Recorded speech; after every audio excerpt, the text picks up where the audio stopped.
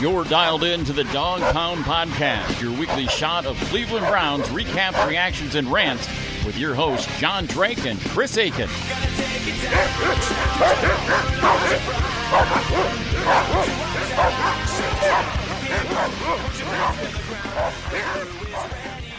What is up, everybody? Welcome to episode 8 of the Dawg Pound Podcast. I am your host, John Drake. With me is my esteemed co-host, Chris Akin. And, I'm about in as good a shape as the Browns are right now, considering I'm very under the weather and left work early this morning. I felt so crappy. But I think Hue Jackson and Todd Haley are feeling a little worse than I am because they are gonzo. No, they're not. They're both going to make millions of dollars sitting at home for the next 8 weeks, and you're just going to lay home sick. Exactly, right? I think they're feeling much better than you. I think I'll go to Hawaii for 2 weeks. What are you going to do? Yeah, I'll take a Z-Pack and lay here. Exactly. Well, I had to try and put some positive spin on what I'm going through here, man. So, what a crazy day. Yeah, I was just sitting there in the kitchen trying to get myself some food, and all of a sudden I see a text message from my cousin, who's the leader of the I Hate Hue Jackson club, and he's like, "Hue fired." I was like, "Get out of here!" Right. Pro Football Talk, and there it was, and turned on the radio, started listening, and as I was listening to Cleveland Browns Daily, they said, Todd Haley's fired now too. And I was like, what in the heck? And then Al Saunders was announced as the coach, and then an hour later he was denounced as the coach. Wow. I mean, if you're gonna say, well, I'm not, out of respect to Hue, I'm not doing that, like, well, is that going to help him keep his job? I mean, I guess it doesn't really matter to him. The guy's 71 years old, so how many years is he going to be in the league going forward, but that's not a good look, I wouldn't think, but I don't really care at this point. I'm just, I trust Dorsey. I love this move. I love both moves because it's not like a one versus the other. It's basically, I'm not going to tolerate egotistical jerk-offs that are more interested in how much power they have rather than winning football games. And since both of you guys can't get your, act together, then you're both gone. See ya. Yeah, well, yeah, dude, isn't it crazy? We were talking before we started here about the only in Cleveland factor, and in what other city could you possibly live in that the coach of the Cavs and the coach of the Browns were hired, within a week of each other? Uh-huh. And the coach of the Cavs and the coach of the Browns are fired within a day of each other. Yep. What is this, man? I mean, not to turn this all political, but I keep reading about how black unemployment is down. Apparently it's not down in Cleveland coaching. Jesus. No. No. I mean, it is kind of crazy how that happened, that they're both gone like at the same time. I heard somebody talking online. They said, somebody call Tito, make sure he's okay. Frank Cohen is like, no, I think he's safe, man. He actually, wins games. Yeah. So. Yeah, well, but he doesn't win World Series games, but I guess that's a whole different thing. Yeah, he won 3 World Series games. He just didn't win 4. Unfortunately, 3 is not. That's like saying, I'm good driving with 3 tires. No, it doesn't work like that. You need 4. Who needs that 4th wheel? Yeah. So, yeah, crazy stuff. So Greg Williams is taking over as the interim head coach, and Freddie Kitchens will be the offensive coordinator. And now we basically get to start hearing all about Lincoln Riley and what's the guy's name? Matt Phillips, I think, or something. Yeah. Or I heard the Ohio State name too. Dude, they're not going to go near Urban Meyer. Why? There's no way. Why? He only had to coach half of this year. He should be rested and ready. Well, they're saying he might not be with Ohio State after this year, so who knows? But that's again, his ego is so damn enormous that's the kind of thing that, come on, idiot, John Dorsey, excuse me, that Dorsey wants to avoid. Right. He doesn't want that guy. He wants, and everyone's talking about how, the college game is coming more into the NFL these days, like with the spread offense and all those types of things. So a young college coach would make sense, or, I kind of agree with people that say that they think Dorsey's going to go with a young guy, like look for the next Sean McVay, right, or something. And that's the way the league's going. Yeah. Well, look, all I want is a coach that can remember what he did on the field an hour before. Dude, What was up with that press conference yesterday from Hue? It's no wonder he got fired. What an idiot. I haven't heard it, but I heard little snippets, and I'm going, what are you doing? Dude, they asked him the question, why did you leave those timeouts, or why didn't you use the timeouts to try for one more possession at the end of the half? And his answer was, I don't remember what was going on. It's like, dude, you should. I was ready to throw. I was listening to it on my phone, and I was ready to throw my phone across the room. I was like, how can you be the head coach of this team when you don't remember what you did an hour ago? I understand that it's a high-stress job, and maybe that's true. He didn't remember because of all the other things that were going on. But at least lie. Yeah. Just make up an answer. Yeah, so how about it doesn't sound like you don't have a clue. Yeah, how about this one, Hugh? You know, I'm going to have to go back and look at the tape to see exactly what we were doing at that moment. You know, the same standard lie he's told us for the last 7 weeks in a row. Yep. Just lie. I'm such a fan of this move. And you know, anybody who's listened to the podcast, you know, as we've gone, I was not a fan of change. And I, said, well, let's give him a chance. The team was progressing. So, he finally had talent to actually try and get some wins with. And now the team's obviously regressing, and now he's saying stupid crap like, "Oh, I don't remember." I mean, it was just. I mean, the trend was obvious. I'm kind of surprised they didn't wait till the bye week, but I'm hoping that this kind of lights a fire under the players, and this is the week to do it, considering you're playing the toughest game on your schedule. Yeah. So maybe it'll give them some energy. Maybe it'll liven them up a little bit to actually make it a competitive game with the Chiefs instead of getting boat raced like all of us expect to happen. Well, look, maybe it's a good move, maybe it's not, but the bottom line is, and they'll never acknowledge this, but this is just the factual truth. There's a big circle around Baker Mayfield. Anybody not named Baker Mayfield, anybody not wearing a number 6 on their back really doesn't matter, and to see Mayfield just getting the shit kicked out of him like he did yesterday, where the offensive line just did nothing and the receivers just did nothing and Chubb did a little, but ultimately the running backs barely did anything. It was like we've got one shot at a great player that can lead this team, and we're going to get him destroyed because these two damn coaches can't work together to build this kid. And look, I can't be, I've wanted Hue to be gone before the season even started. I this continuity for continuity's sake, look what it got you. 2-5-1. And a big bag of suck once again down there in the factory of sadness. That's what it got you. And Haley leaking out all kinds of shit last week in the media and stuff. And it's like, come on.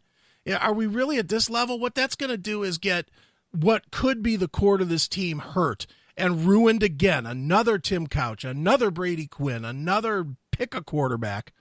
That just is going to be ruined. Deshaun Kaiser, which I don't know if he had the skills or not, but we ruined that kid. That kid's career ended in Cleveland because we beat it out of him, and we can't do that with Baker Mayfield. We can't.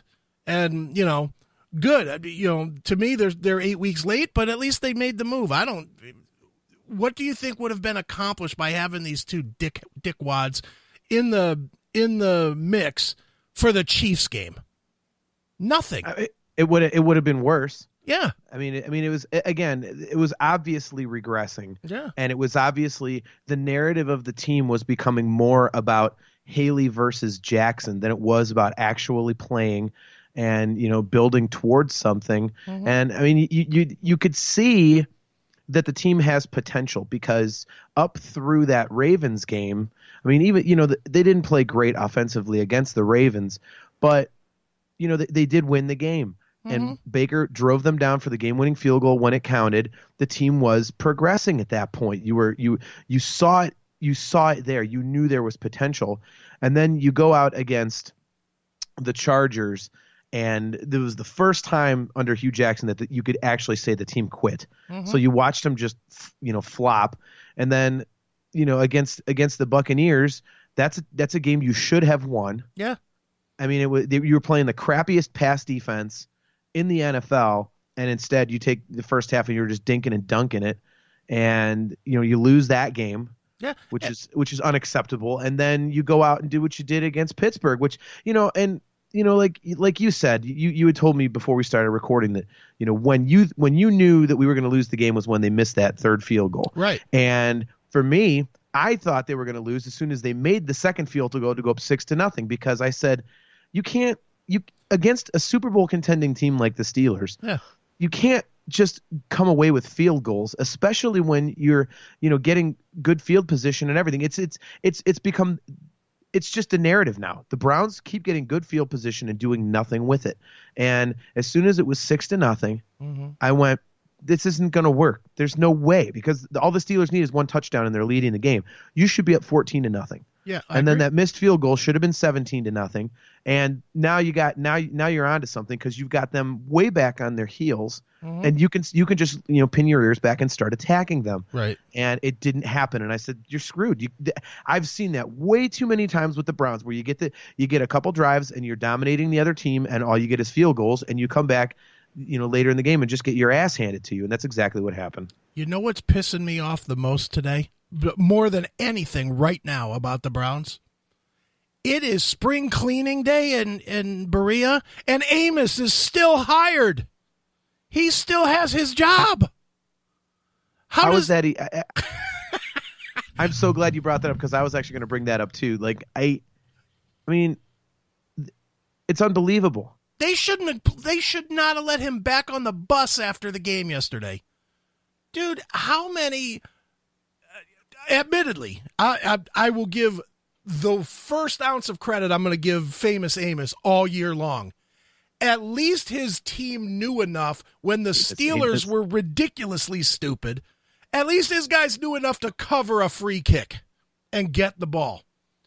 I'll give that special teams play a decent play. The Steelers were retarded, and his guys were less retarded. Well, now, glass half empty over here. Was that really them knowing that was a thing, or was it just something you practice where grab the ball if it's on the ground? It's clearly that's clearly what it was, because if they knew it was a thing, they would have gotten up and run it in for a touchdown. Well, that you can't advance those if the you ball's can. live. No? They actually. I knew that, but it was also said after the game on the radio that on those free kicks like that, you can't advance the ball. All right, then qualify me as being as qualified as famous Amos to be a special teams coach for not knowing the rules, because he sucks. My God, dude, what was I don't even remember when it was in the game, but it was early. It was like the first punt or something, and their guy just ran it back, cut right through guys not being in their lanes for like a 40-yard return right off the jump. Yep. I was like, come on. Are we going to do this again for the 8th straight week? Yeah. And we did. We sucked on special teams all day yesterday, which is why the Steelers put up 33 points. 33 points, yeah. Just terrible. But that guy's still hired.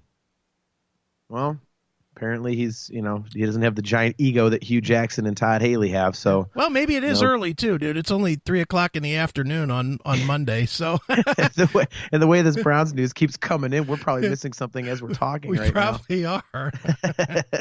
Yeah, the game was just so frustrating, and I love Greg Williams.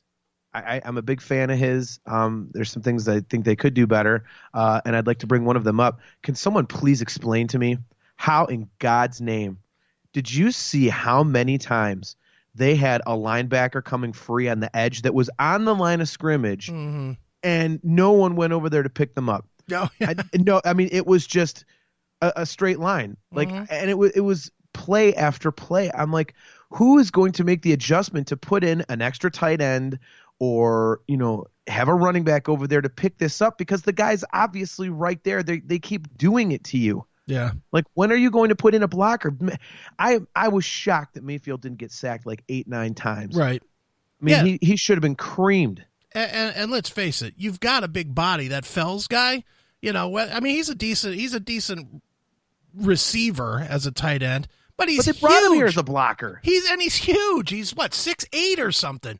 Yeah. Put him out there when you're getting blitzed every play.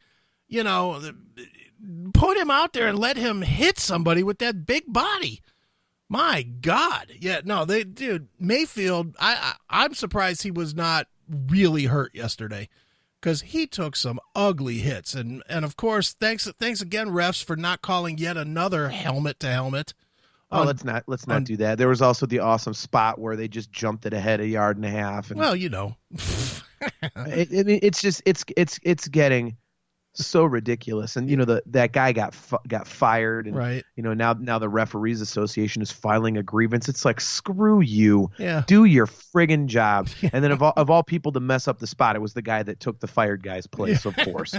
And that was so, dude. Even the announcers on TV were like, it should be at the 5, not the 3.5, or wherever they moved it to. It was ridiculous. I'm like, what are they looking at? Yeah. How is this?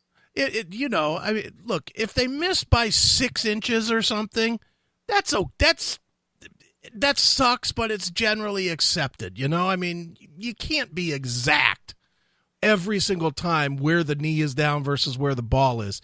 But you know what? I'm willing to bet that I could be within 5 feet. I mean, my God, they missed by 1.5 yards. Yeah, it's just getting ridiculous. And, I firmly believe that these refs sometimes look the other way and just purposely stick it to us because we complain every week, but we have a right to complain every week. Do your goddamn job properly, and you won't have people complaining. It's that simple. Yeah. I mean, I don't want to hear it. So, yeah, I have to give you credit, and I texted you this yesterday. Yeah. But you absolutely nailed it 100% when you said that the tackle play for the Browns offensive line is garbage. And you're right. I mean, you look at it yesterday, the positive run plays, which there were a bunch. I mean, I think Nick Chubb is turning out to be a really good draft pick. He looks very good. If he goes up the middle or off tackle. Yeah. Or, excuse me, off guard. Off guard, but off tackle. If he goes anywhere outside, it is done. Yeah, it's over. And at some point, I really hope they get their heads out of their asses and just put Desmond Harrison on the bench and go back to doing Bitonio at left tackle and Corbett at left guard. Mm-hmm. And, you drafted Corbett first in the second round for a reason, and Bitonio knows what the hell he's doing out there to actually block somebody. Yeah. So just do that, or you're going to at least Mayfield can see what's coming from the right side. Yeah. But when you've got his blind side that's not being covered, you're going to get him killed. Yeah. I wouldn't mind. I'm okay with the interior, but the outside corners, the tackles are just bad.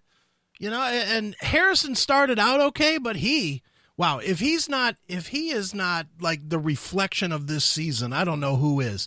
He started out pretty decent. We were all like, hey, that guy turned out to be a lot better. The first week he was a little off with all those penalties, but yeah. But as far as letting Baker get hit, he was not doing that. And he started out pretty good, just like the team. And as the team has gone to suck, so has he. Or maybe it's the other way around, that as he started to suck and Baker started losing his confidence, so too did the confidence of the team. And I believe that. I believe the left tackle play is far more important to the team as a whole than it'll ever get credit for. But man, this is a young quarterback. And if this young quarterback is now scared to be in the pocket, there were plays yesterday he looked scared to be in the pocket. And it's like, so what's he doing? Now he's running around, and he threw that wounded duck interception that he should have never thrown, but, he's trying to make something happen because the team is just, getting its ass beat. It's like he's falling into that category, and Lord knows, hopefully without Haley and without Hue, we can rebolster, but you know what? Yesterday was one of them days, when you watched it on TV, Yeah. Mm-hmm. And in the third, I think it was the third quarter, after Mayfield just got his ass smashed, and they were all on the sideline, and the announcers thought that Tyrod was coming into the game. Yeah. When he threw that pass from his knees. Yeah. I was hoping that Tyrod did come into the game. That was one of the few, and I'm definitely leave the guy out on the field and let him get his experience. Guy, that's honestly what, now that he's in, I don't want to take him out. But yesterday would have been okay to pull him out of the game and put Tyrod in there and let Tyrod take that beating. Yeah. He's not going to be here next year anyway. So let him If you know you're going to wreck a car, why would you drive your nice one? Well, for all we know, they didn't want to get him injured because they're trading him tonight or tomorrow before the trade deadline, which is what they should do. But then don't dress him and put Stanton out there. At that point, who cares? Honestly, at that, I mean, I don't know how many sacks he took yesterday, but how do you know? Was it 6 or something? No, he got hit a lot, but he wasn't. I think he was only sacked like a couple times. It wasn't a lot of sacks. But he got hit at least a dozen bunch. Times. At least a dozen times he got hit, and hit hard. That's the kind of stuff that ruined Tim Couch, was being in there when when it was 42-3 or whatever, and he's still in there taking a beating. And it was to me, and I know to you too because you texted me. It was obvious by the end of the first half, that the team had quit. It was very obvious that the team had quit on the game. So if that's what you got out there anyway, and nobody's rah-rahing and trying to get anybody back into it, then you know what? Sit your guys that matter. Sit Baker down. Yeah, I would be sitting Callaway down anyway because he's just turning out to be just a waste of space. Yeah. And you know who else I would be sit? You know who I would sit as a healthy scratch next week? Jarvis Landry. Jesus, the only guy you have to actually play professional wide receiver, and you want to bench him? Why? I'll tell you why I'd bench him, because he's not adding anything, and he's pouting on the sideline every single set of downs. Whenever he doesn't get the ball, he's over there pouting. For all the rah-rah hype that he did on Hard Knocks and this and that, he's not producing it. He's just not producing it.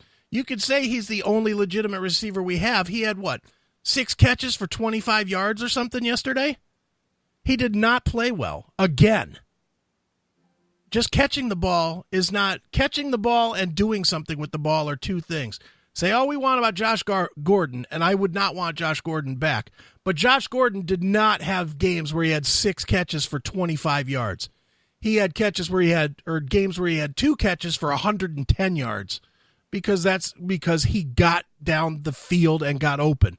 Wasn't good in the middle. Well, that's what you're supposed to have Callaway for, and he just can't get his crap together. Okay, but you shouldn't. So what are you going to do? You're going to change the whole offense away from this guy's core game because the other guy can't play his core game? You sit somebody down. You don't change, dude. Would you play your running back at tight end because Njoku can't catch the ball? No, you put in another tight end.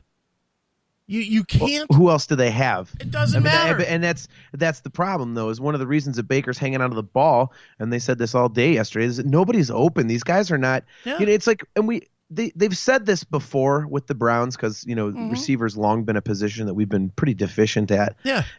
But we've always had such crappy quarterbacks that it never really mattered because it was like, okay, well, the quarterback can't, really do much. Right. But now that we have a quarterback that can get it downfield with accuracy and push the ball, now you're really seeing the deficiency in the wide receivers.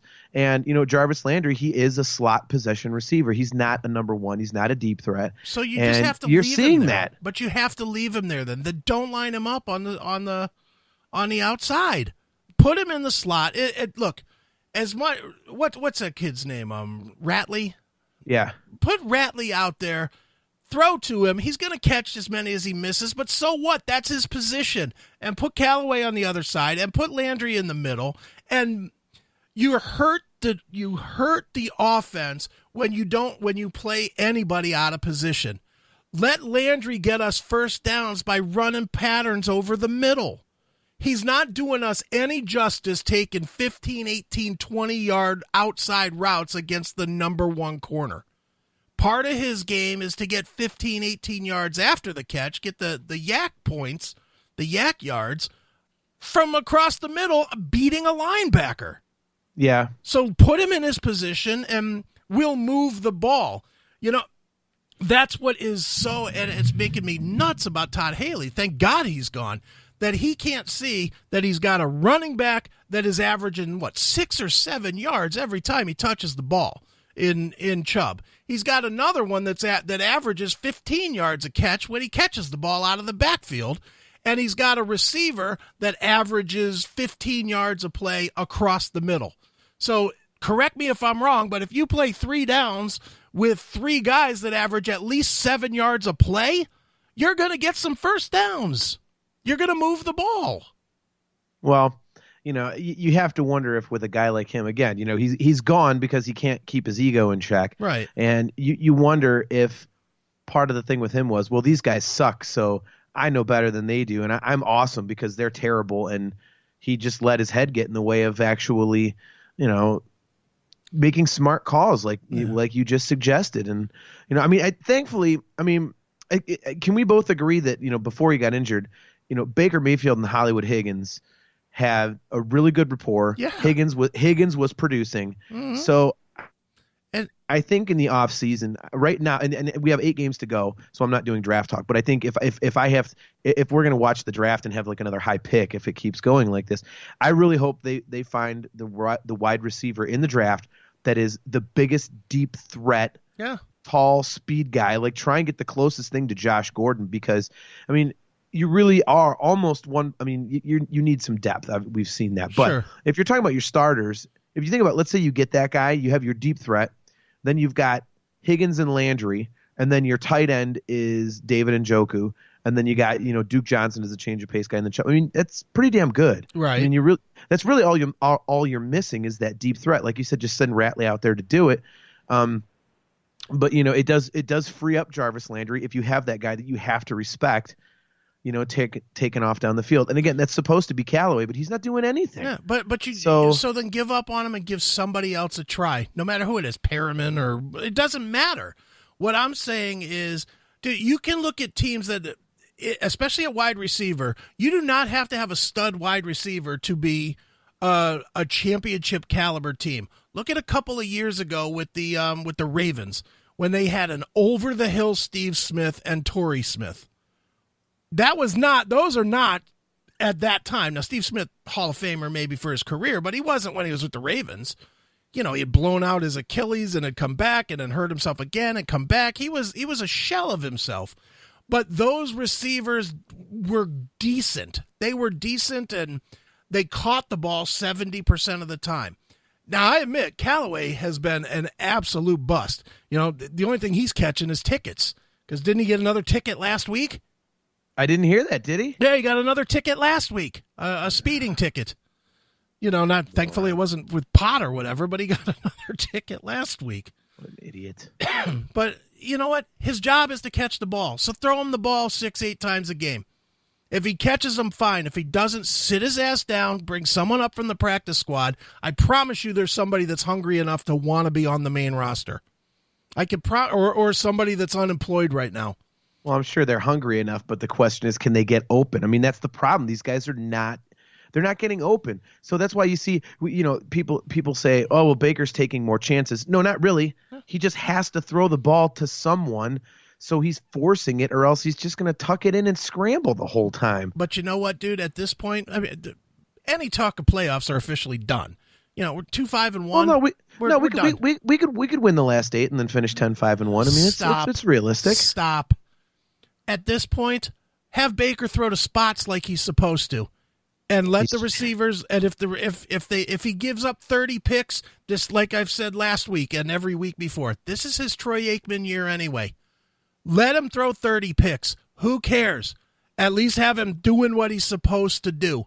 Have him throw into his spots. Have him learning timing. Have him learning, the difference between a hard throw and a soft throw and when to do that type of stuff. Have him learn when to scramble out of the pocket and when not to. Have him learn his position in a year that doesn't matter. It doesn't matter. Perryman's not going to be here next year. Ratley's probably not going to be here next year. Higgins is iffy at best because of the injuries. And Landry will be here. So work on Landry if you really want to do that. But put Landry in his position where he belongs. Just put these guys where they belong, and whatever happens, happens. It doesn't matter if we win or lose. We're not going anywhere this year. And I think that's why they made those moves today, because the focus is supposed to be about Baker Mayfield. Huh. And rather than make things worse, obviously we're trending in the wrong direction. Mm-hmm. So rather than make things worse, they are just making this change now, saying, we're worried about Baker. That is our concern. And these guys obviously did not take that seriously enough. So hit the bricks. See you later. Something that I actually put online. I'm a big fan of the Todd Haley decision because the Hue Jackson one was obvious. Right. But the Todd Haley decision to me shows that Dorsey has some humility and also has some balls, because that was his handpicked guy, experienced, coordinator with lots of success under his belt. Yeah. And he fires him 8 games into his tenure. That, how many guys? I mean, look at Sashi Brown with Kenny Britt. He would not let that guy go, even though he was an absolute piece of shit. Right. In every single respect. But, oh, no, he, God forbid he admits he made a mistake. Yeah. Dorsey, he went, nope, this isn't working. See you later. Like instead of saying, oh, I just want to win, I want to wake the sleeping beast. Like he actually did something to put his money where his mouth is. Sure. And I give the Haslams credit, because this is going to cost them a ton of money to pay Todd Haley when he only, coached for him for half a season. And they went, okay, if Dorsey says this is what, is best, so they're finally letting their football people do what they're supposed to do. Sure. And they're not just worried about the size of the check they have to write. So I think those two things are the main positives that you can take out of the Haley firing. Yeah. So, and I like that. It's like, that tells me, okay, you actually do give a damn about getting this right. Right. Well, as long as there's truckers on the road, the Haslams have people to rip off to pay for this stuff, so it's all good. Yeah, right. A few more rebate scams and Haley's paid off. Yeah, exactly. Come to my Pilot J and fill up for this discounted rate. Yeah. Yeah, I mean, better now than later. I mean, okay, 2-5-1. Yeah, you're done. But you're not as done as you have been in the past. So I think they're looking at it as, well, there still is, there still are things that can be salvaged from this season. Yeah. And rather than have it be all about the infighting between Hue Jackson and Todd Haley, they went, no, screw that. Let's, see if we can, help Baker progress. Let's get these young guys the playing time that they need, because let's be honest, like that's all this season was about anyway. Nobody came into the season going, well, they're going to compete for the division and the playoffs. Right. Like, no, you wanted to see that your draft picks were actually worth a damn. You wanted to see a competitive team, and you were seeing that. And then the infighting took over and undermined that, and they took that away. Yeah. And so I think it's a great decision on that front. Well, they definitely are not it's not a front office full of people that are just kind of playing out the string. They clearly are making moves that they think are for the betterment of the future. So I'm all for that. And I'm all for both firings today, although I'm ready to strangle Dorsey for keeping Amos. It's like, get rid of this guy. He is just, I can't believe, and I know I keep swinging back to that thing, to that, but on a day when it would be fine to fire everybody in the room, he doesn't fire the worst guy on the team, the worst producer on the team. And can you argue that even players or coaches, that there's been nobody on the Cleveland Browns that has produced worse than Amos Jones? Yeah, we can't argue that. And I'll go back to what I said before. You got Josh Cribbs sitting there. Why not give him a chance? At least he was one of the most successful special teams players in NFL history. Yeah. Why don't you just see what he can do? Yeah, well, you flushed out one proven failure with Hue today. Why not flush out the other proven failure with the special teams coach that came into this team after being the worst in the NFL the year before? Come on. It's like the only move that's left to me. Now, if Dorsey does that, I don't care if we go 0-8 for the second half. I don't care. If you at least get rid of them and stop putting receivers when you have none out there on special teams, and kickers that are scared out there to kick the damn ball, for God's sakes. Look, I don't claim to know a whole ton about special teams. I know the basics. I know the basics about formations and staying in your lanes and, even if the play goes to one side, you still stay in your lane in case it cuts back. I mean, I know the bare bones basics about special teams, but I know this to be 100% factual. If a kicker can't kick, he has to go. And if a team can't cover on any punt, then they have to get rid of the coach and put somebody in that will coach them up to do that. That's not rocket science here. Get rid of this guy. We're already getting rid of people today. So, you know what? Nobody wants to flush half the turd down the toilet. Get rid of all of it. Get rid of all of it. The corn, the undigested meat, everything. Flush it down the toilet, and let's start with a clean bowl. Well, I mean, that guy's not going to survive for next year, so at least you have that to look forward to. But yeah, but I still got to watch. I still got to watch my team with my defense that's actually good. Having to defend 30 extra yards a drive. Yeah, it's unacceptable because the defense. I mean, they're kind of like the bend don't break defense. I mean, they give up yards and stuff, and then they've had a couple games now where they've given up points, which is not good. But I mean, but again, dude, they're giving up points because the field position is lousy. I mean, this is just laws of anything, not necessarily football, but anything. But the further you walking. If you're going to go take a walk, you live kind of out in the country. If you were going to walk to the main intersection by your house, that's what, about 1.5 miles? Yeah, if that. Okay. If you had to walk from your door to the grocery store to grab a gallon of milk and come back versus driving to that store and walking in and getting the gallon of milk, I'm going to bet that the odds are greater that you will sprain your ankle on the walk for 3 miles than the walk for 30 steps to get that gallon of milk. Does that make sense? Oh, yeah. Well, that's what we're doing. An NFL team should have to defend 80 yards or 75 yards. They should have to the average defending should be 75 yards. And if we're only making our defense defend 50 yards or less, well, then of course we're going to give up more points. There's no way around it. You're giving the team the opposing offense a third less chances to fuck up.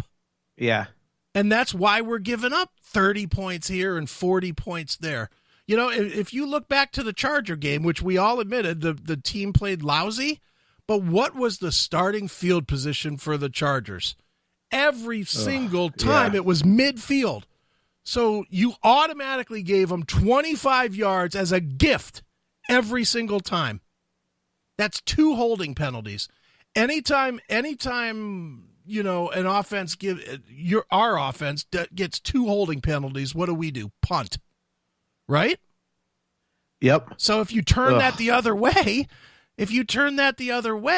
then we're giving up that much gap from our defense before they even step on the field. Of course they're going to give up more yardage or more points rather. It's brutal. It's brutal, but people don't look at it that way. They just look at, all right, well, special teams sucks, but okay, everybody's talking about how the defense is not playing as well as it did. Well, the defense isn't having as much of a chance. I still believe if you set this defense back to where we were 4 or 5 games ago, where they didn't have to defend half a field every single set of down, like when we played the Jets. We played great against the Jets. And one of the reasons that the Jets couldn't put up a bunch of points on us was because they had crappy starting position, and we won the game. Yep.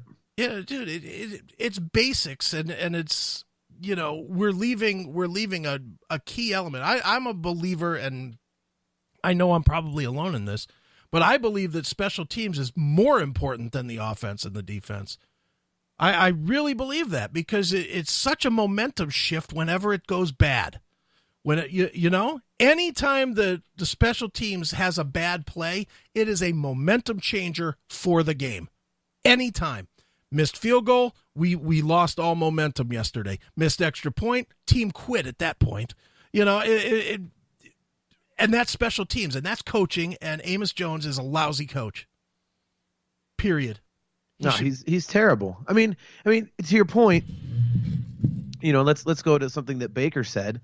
Was it last week? I think he said when, he at the end of the half, he said he would have preferred that they kick a field goal. He says you never leave points on the field. So, he is a big proponent of getting points when you can get points. Mm-hmm. And to your point about field position, let's say, the kick gets returned to the 15, as opposed to what they keep on doing, which is, let's say, the 35. Mm-hmm. That's 20 extra yards. Yeah. So let's just say that you give up, let's say 35 yards. You give up 3 first downs and then they're done. Mm-hmm. If you give up 35 yards and the kick was to the 15, mm-hmm. that other team is now at your 40. Yeah.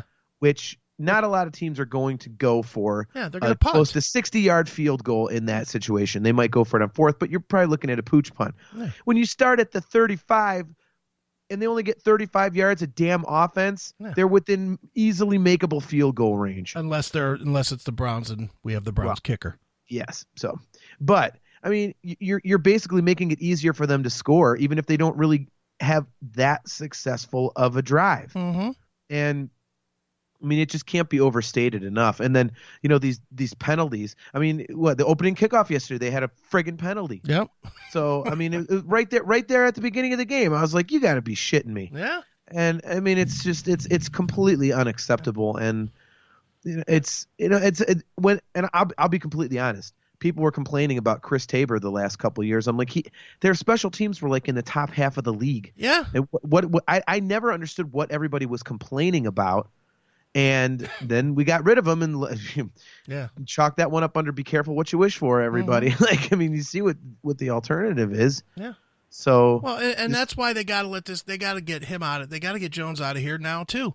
Like you said, and I don't know that they would go with Cribbs or not go with Cribbs, but go with anybody. It doesn't matter because, at the end of the year, let's face it, at the end of the year, all these guys are gone. They got rid of the 2 big ones today. They're going to get rid of the rest of them at the end of the year. Unless Greg Williams does something great, he's gone. Because if they're going to make him the head coach, he's not going to be willing to take a step backwards. I've only seen that happen one time in the history of football, and that was at Ohio State. What was his name? Luke Fickell. Luke Fickell. That was like, I just want to keep a gig, man. I'll step out of the way. Every other football coach in the history of football has that huge ego where they're not going to go backwards. At least with the same team. He'll go and be a defensive coordinator somewhere else. But so he's going to be gone. So, but at least with him in the position right now, let's see what he's got. And the same with special teams. Get rid of the garbage. Bring somebody in. Get rid of that kicker. For God's sakes. Who are you going to get, though? I mean, I'm about ready to. I was texting with people about that, and if that was the best they had when they signed him, do you think there's really going to be somebody better out there now? Look, like 5 weeks later, dude. At this point, I'm ready to hire Jeff Gillooly to wander around the locker room. I mean, my God. Nice. Get somebody in there. I don't care how it happens. I don't care if you gotta put him on IR because he's having mental breakdowns or because somebody clubs him in the leg. Get him out of there. He's awful. Again, remember what I just said about be careful what you wish for. You're not going to get anything better, so just deal with what you got. What? That's just the reality of the situation, man. Yeah, but then just admit that. Then for God's sakes, tell the team we're not going to kick the ball. Go all Eagles. Just go for it on everything. Fourth and everything, we're going for it. We're not kicking field goals anymore. I'd rather see them do that. I honest to God, would rather see them do that because at least when you go for it on 4th down, it doesn't completely deflate the team. What we're doing now, where the offense that knows that they're struggling does some really good work, gets down to the 20 whatever yard line, and then the kicker kicks the ball Not even remotely close to the upper. What was that kick yesterday? Dude, he missed. Forget the fact that he didn't have enough distance on the kick. He missed the goalpost by 15 yards. Yeah, his misses are not the close one, the close kind, are they? Not the close kind. His kicks. The only thing they're close to is close to the sideline. He kicks the ball and it almost hits the sideline. That's how inaccurate this guy is.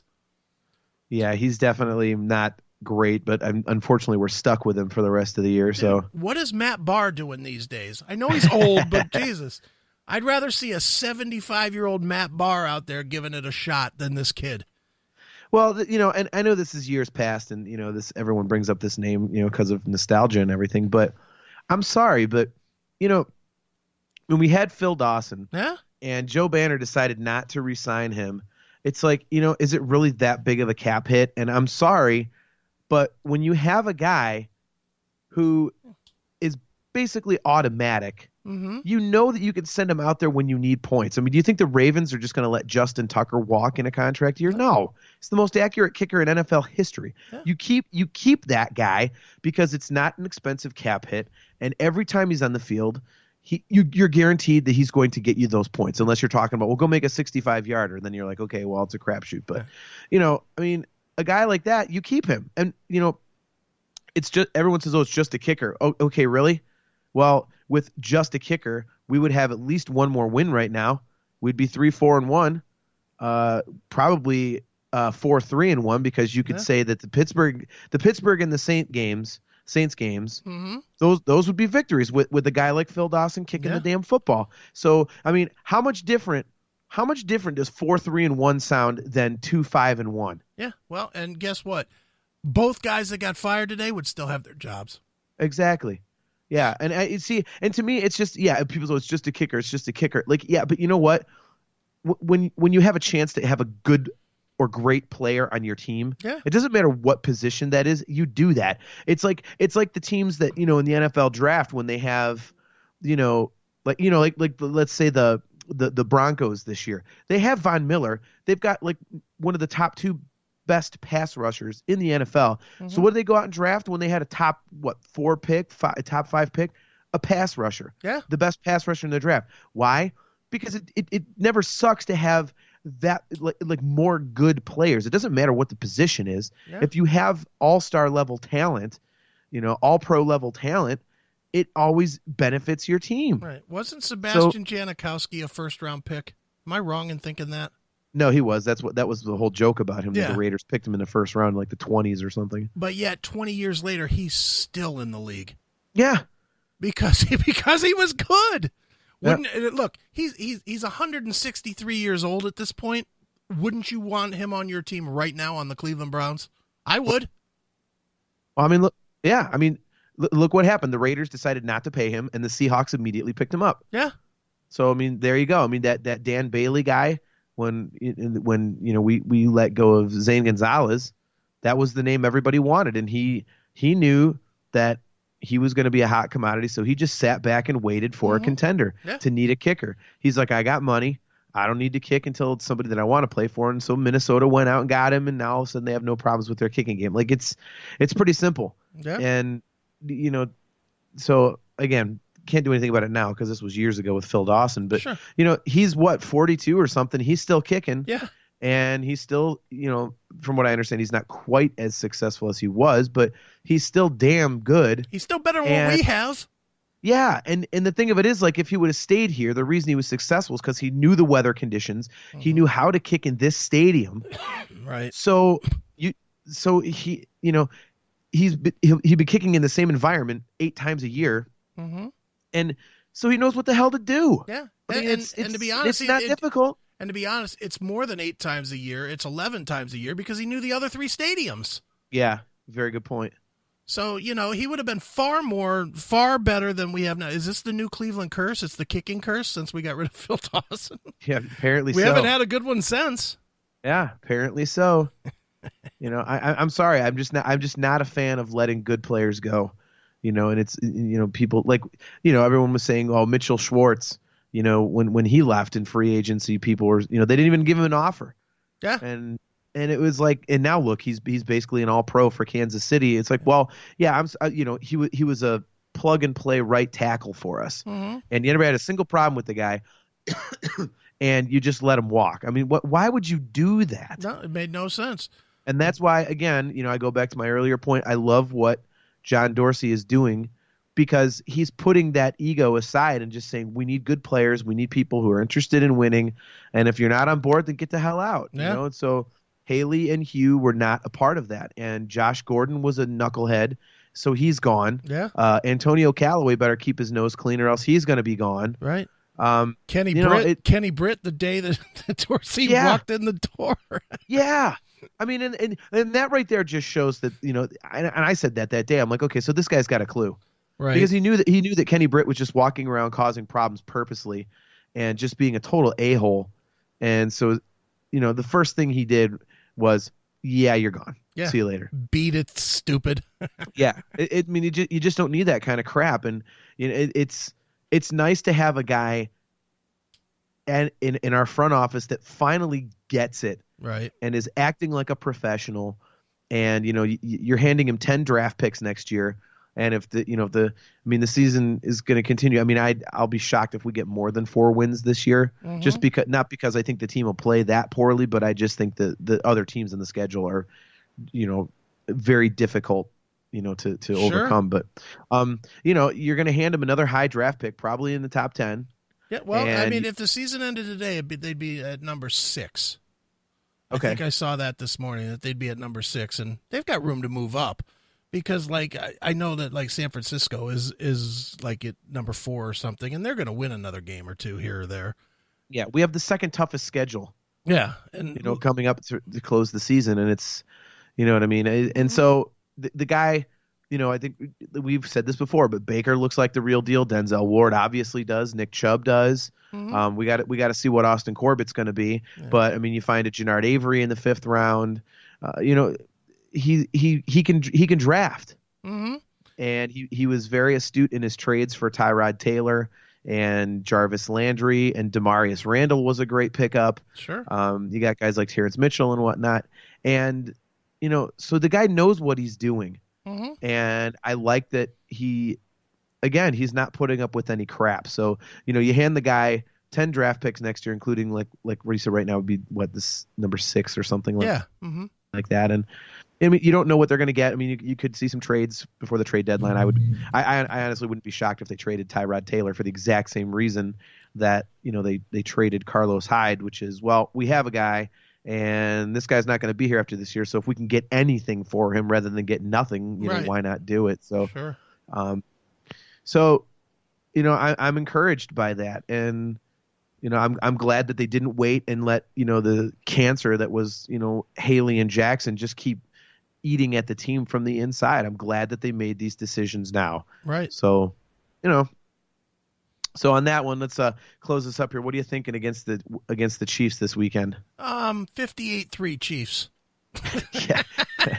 kind of hard to argue. I'm sorry, wrong. 58-2 Chiefs. Yeah, the defense will get a safety again. Yeah. They'll open with a safety and go 2-0, and then they'll lead 2-0 after the first quarter, and then just right, get boat raced the rest of the time, get hammered. But I sure don't want to predict a field goal. No thanks. Yeah, right. Yeah, I mean, obviously the Browns, if they don't get crushed, it'll be a miracle. But I mean, you never know. The Buccaneers had the worst pass defense, and then they fired their defensive coordinator, and they came out and looked like a legitimate secondary. So, you never know. Maybe this will light a fire under the team. Maybe, I mean, there was a report that one unnamed Browns player or front office person, I forget who they said in the report, but said that the quote was, can confirm that Baker Mayfield definitely is not sad to see Hue Jackson go. So, maybe he wasn't as popular as, at least lately, as everyone thinks. So I guess we'll see. Maybe this will be a shot of adrenaline for him, and they can actually turn it into like a stunning upset win, but I doubt it. But yeah, come on. As long as they're competitive and people go, holy crap, they actually hung with the Chiefs, like that would be a sign of progression. I'm tempted to not even watch. Well, yeah, I know I have to, but I'm tempted to not even watch. I'll be there. So I'll tell you this: if I wasn't doing this podcast, there's no chance I would watch next week because I think it's going to be a murder. I mean, if they're down like 4 scores at half, I'm going home and sleeping because I have a gig the night before and I'll be home real late and up early, so I'll be tired. I'm like, I'm not gonna miss out on some extra sleep just to watch this like massacre. Right. So I mean, I'm as diehard as they come, but real life has to intrude at some point. Of course. So. All right, man. Well, thanks again for listening to another episode of the Dawg Pound Podcast. We appreciate you guys tuning in and whatnot. Sorry, I'm a little bit less energetic than usual, but I feel like absolute dog shit. So you get what you get. It's free. Don't complain. So until next time, here we go, brownies. Here we go. Thanks for listening to the Dawg Pound Podcast. Be part of the next edition by sending your thoughts to Woof, that's WOOF, at dawgpoundpodcast.com. Or by calling us at 216-503-6404. See you next time, and go Browns!